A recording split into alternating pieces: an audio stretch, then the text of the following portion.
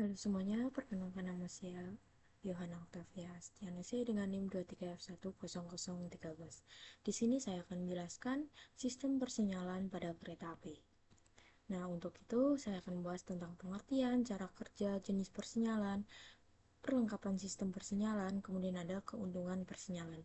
Yang pertama itu adalah pengertian dan fungsinya, yaitu ada sistem persinyalan itu adalah sistem yang digunakan untuk mengatur pergerakan kereta agar berjalan dengan aman. Ya, kemudian untuk fungsinya itu mencegah terjadinya tabrakan, memastikan kereta masuk ke jalur yang benar, kemudian mengetahui kapan kereta harus berjalan, berhenti, atau mengurai kecepatan. Nah, untuk cara kerjanya yaitu pada sistem kereta api itu bekerja sebagai untuk mendeteksi eh, sistem persinyalan pada kereta api itu bekerja sebagai sistem pengaman yang mengatur pergerakan uh, kereta agar tetap berada pada jalur yang aman.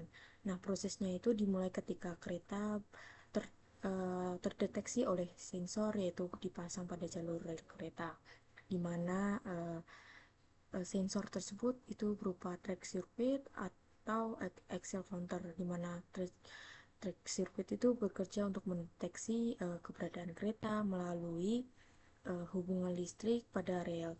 Sedangkan untuk axle counternya itu akan menghitung atau uh, jumlah atau gandar kereta yang masuk dan keluar dari suatu petak jalur. Dengan adanya sensor ini, kereta itu akan masuk dan keluar dari suatu petak jalur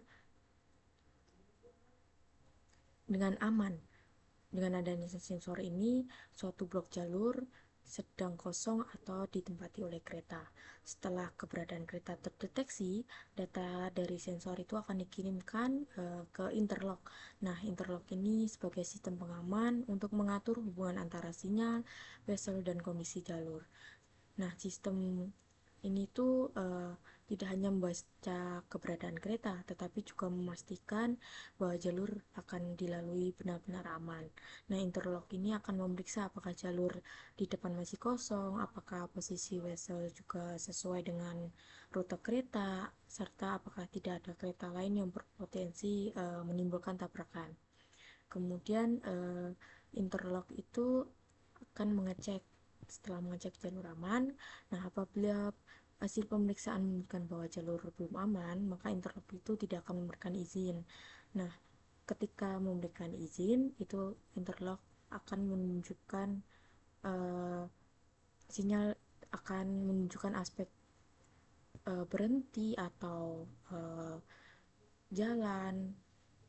Nah, pada kondisi interlock, jika mengizinkan sinyal untuk berubah, itu biasanya sinyalnya itu berwarna merah, hijau, kuning. Nah, sinyal itu hijau itu menunjukkan bahwa kereta boleh berjalan, sedangkan sinyal kuning itu menandakan kereta boleh berjalan tetapi harus berhati-hati atau bersiap mengurangi kecepatan. Nah, masinis kemudian menjalankan kereta sesuai petunjuk sinyal dan aturan kecepatan. Kemudian setelah kereta mulai bergerak, sistem tidak berhenti bekerja, namun sensor di sepanjang jalur tetap memantau pergerakan kereta dari suatu blok. Sistem akan memperbarui terus-menerus status blok tersebut. Kemudian untuk jenis persinyalannya itu ada manual atau mekanik, ada elektrik, ada blok tetap, ada CAPS, Capacitive Signaling System, kemudian ada CBTC, Communication Based Train Control. Nah, untuk yang pertama itu ada sistem persinyalan mekanik, di mana sistem persinyalan mekanik adalah sistem sinyal kereta api yang bekerja menggunakan tuas, kawat batang penggerak, dan sinyal semapur. Nah, sistem ini biasanya dioperasikan langsung oleh petugas kereta di pos jaga atau rumah rumah sinyal. Nah, cara kerjanya itu petugas itu menarik tuas mekanik yang terhubung dengan kawat atau batang penggerak. Kemudian gerakan dari tuas tersebut akan mengubah posisi lengan sinyal atau semapur ini Uh, untuk mengatur posisi uh, tuas ini juga berfungsi untuk mengatur weselnya. Setelah posisi sinyal berubah, masinis akan membaca tanda tersebut. Nah, perintah ini untuk berjalan, berhenti, atau berhati-hati. Nah, sistem ini tuh masih sederhana karena masih digerakkan secara manual. Biasanya itu pada jalur lintas kereta lama yang digunakannya itu.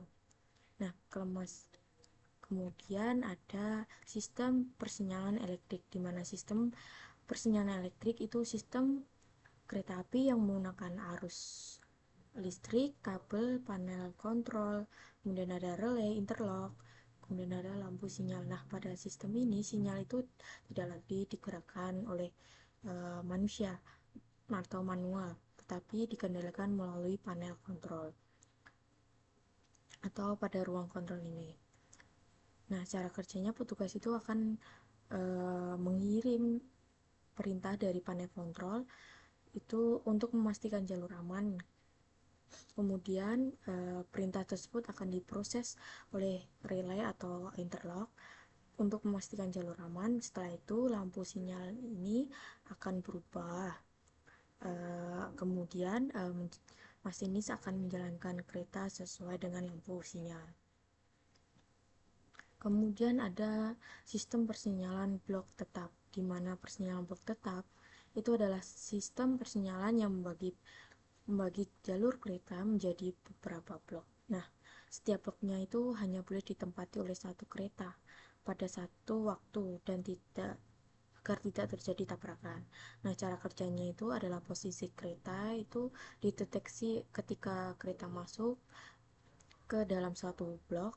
Nah, jika satu blok sedang ditempati oleh kereta, maka sinyal di belakangnya itu tidak akan memberikan tanda berhenti atau hati-hati kepada blok lain. Nah, kereta berikutnya harus menunggu sampai blok di depannya itu adalah kosong. Nah, sistem ini tuh penting untuk menjaga jarak aman antar kereta. Namun, karena jarak aman sudah ditentukan berdasarkan panjang blok, pengaturan kereta menjadi kurang fleksibel. Kemudian ada sistem persinyalan CABS, Cap Basic Signaling System. Nah, CABS ini ada sistem persinyalan yang memberikan informasi langsung ke kabin masinis. Jadi masinis tidak hanya bergantung pada sinyal di jalur, tetapi juga menerima informasi melalui tampilan display di dalam kabin. Nah, informasi yang ditampilkan itu berupa kecepatan yang diizinkan, batas izin berjalan, kondisi jalur di depan, kemudian batas berjalan, kemudian ada kondisi jalur di depannya. Nah, sistem ini itu mendeteksi posisi kereta, lalu data itu diproses oleh pusat kendali atau interlock tadi, kemudian setelah itu informasi akan dikirim ke kabin masinis. Dan sistem ini masinis lebih mudah mengetahui batas kecepatan dan izin gerak kereta secara langsung dari layar kabin. Nah, sistem ini juga lebih modern daripada sistem persinyalan konvensional. Kemudian ada CBTC, Communication Based Train Control, di mana CBT ini adalah sistem kendali kereta berbasis komunikasi. Sistem ini itu digunakan pada kereta modern seperti MRT karena mampu mengatur perjalanan kereta secara otomatis. Pada CBT ini kereta terus mengirimkan data, posisi, kecepatan, dan kondisi operasinya ke pusat kendali melalui komunikasi nirkabel. Nah, pusat kendali itu kemudian menghitung jarak aman antar kereta dan mengirimkan kembali izin gerak kepada kereta.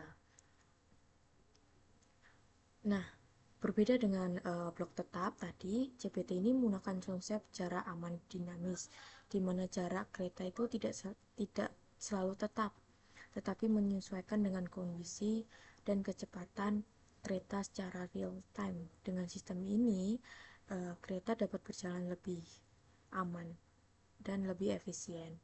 Kemudian ada perlengkapan sistem persinyalan, di mana ada sinyal lampu. Nah, ini sinyal lampu itu memberikan tanda masinis seperti warna merah untuk berhenti, kuning untuk hati-hati, dan hijau untuk jalan. Kemudian ada track circuit, kemudian ada axle counter. Nah, track circuit itu eh, perangkat untuk mendeteksi keberadaan kereta pada suatu jalur atau blok. Sedangkan untuk axle counter itu akan menghitung jumlah gandar roda kereta yang masuk dan keluar pada suatu blok. Kemudian ada whistle dan point machine. Nah, whistle itu perjabangan rel kereta untuk memindahkan arah kereta ke jalur yang lain. Untuk point machine seperti ini digunakan alat penggerak otomatis untuk mengubah whistle. Nah, kemudian ada interlocking. Nah, interlocking itu sistem pengaman yang memastikan sinyal, whistle, dan jalur berada pada kondisi aman sebelum kereta diberi izin jalan. Kemudian ada perangkat kabin masinis. Ini di dalam kabin itu yang menampilkan informasi seperti kecepatan, status sinyal, kondisi jalur, dan perintah operasi. Kemudian ada pusat kendali operasi. Nah, ini tuh tempat petugas memantau mengatur perjalanan kereta. Kemudian untuk keuntungan sistem persinyalannya itu yang pertama untuk menjaga jarak aman, mengatur jalur, dan mencegah terjadinya kecelakaan. Kemudian juga mempermudah pengawasan operasi. Selanjutnya itu mendukung ketepatan jadwal dan meningkatkan kapasitas jalur. Sekian penjelasan dari sistem persinyalan kereta dari saya. Terima kasih.